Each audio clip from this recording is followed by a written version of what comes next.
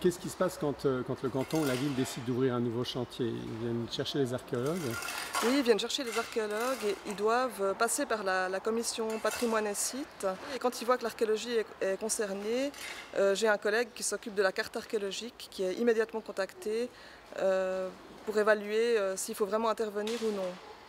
On a mis en place une carte archéologique du territoire du canton de Genève où on connaît un peu les potentiels, on a un état de connaissance du sous-sol et en fonction des projets d'aménagement, de construction qui se mettent en place, il y en a pas mal à Genève actuellement, on va intervenir, on essaye d'intervenir toujours en amont des chantiers. Comme c'est un projet sur le long terme, on est intervenu vraiment très tôt, il y a 3-4 ans. On avait quelques zones qui nous intéressaient où il y avait un potentiel archéologique. Par exemple du côté de la piscine de Carouge et en fait du bureau des autos. Il pouvait y avoir un habitat de l'époque romaine à cet endroit-là. Alors on a fait 4 sondages dans cette zone-là. Et dans un des sondages, il y a eu quelques tessons de céramique de l'époque romaine. Ce qui nous a fait élargir le sondage pour voir s'il y avait quelque chose de plus concret à cet endroit-là. Il n'y avait pas de vestiges. Mais ce qu'on a pu avoir, c'était une coupe de terrain où on voyait vraiment la succession des strates dans le temps, ce qui était déjà intéressant pour nous. C'est vrai que les archéologues sont toujours un peu les empêcheurs de tourner en rond, c'est-à-dire quand on intervient, évidemment, s'il y a des vestiges archéologiques, on a besoin de temps pour intervenir. C'est des coûts supplémentaires et ça dépend quel est le promoteur derrière. Mais on essaye d'être très arrangeant et en général ça marche très bien.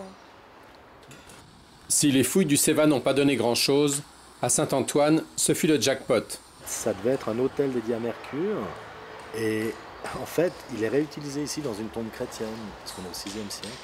Et ils ont essayé de marteler le nom du dieu païen Mercure. Tu vois, il est tout martelé, contrairement aux autres lettres qui sont en très bon état. Ils ont dû le marteler, ils ont dû mettre peut-être de l'enduit pour essayer d'effacer ce nom païen. Alors ici, c'est vraiment un intérêt majeur, c'est assez exceptionnel parce qu'on est aux portes de la ville, sur le front oriental, dans le quartier de la promenade Saint-Antoine. Et on est dans une zone qui a été beaucoup perturbée par l'avancée des fortifications.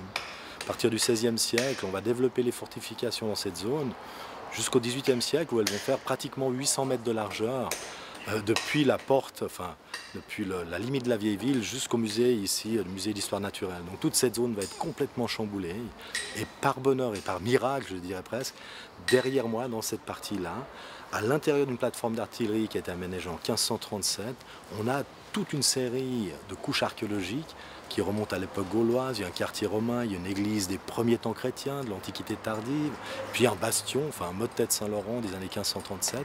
Et tout ceci est conservé d'une manière assez exceptionnelle. À l'époque romaine, on a une ville qui se développe le long d'un axe, ce qu'on appelle une ville-rue, c'est un vicus, qui irait de la rue des Chaudronniers, qui reprendrait la rue de l'Hôtel de Ville, la Grande Rue, la rue de la Cité en direction du pont sur le Rhône qui est cité par César.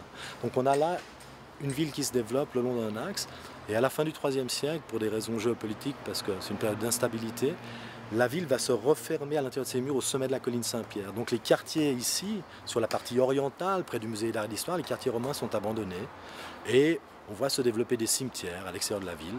Et puis après, plus tard, au 5-6e siècle, on a des grandes églises qui vont se mettre en place dans ces quartiers extérieurs. Et autour de ces grandes églises, il y a une fondation royale, c'est la fondation de Saint-Victor, l'abbaye de Saint-Victor, qui est pas loin du côté de l'église russe. On voit qu'autour de ces églises, il y a toute une activité qui va se développer. On a des faubourgs qui vont se développer pendant tout le Moyen-Âge.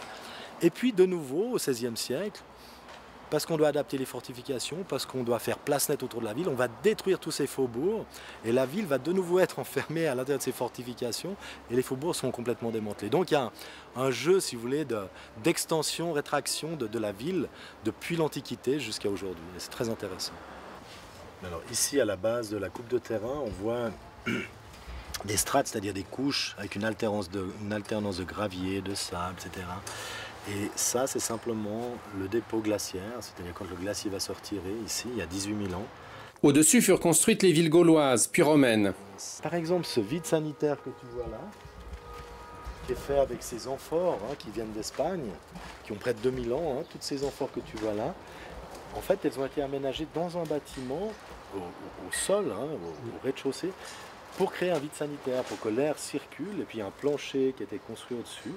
Et c'est certainement, on est plutôt dans une zone avec peut-être des denrées alimentaires, des céréales, etc.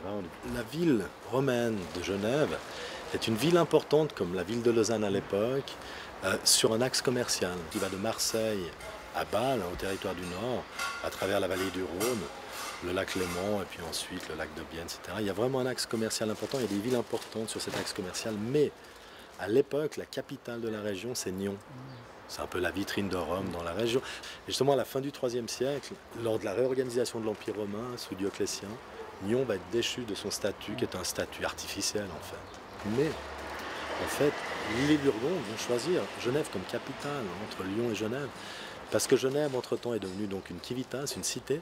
Et quand l'évêque s'installe ici, l'évêque de Genève se partage le plateau suisse avec l'évêque d'Octodure-Martigny.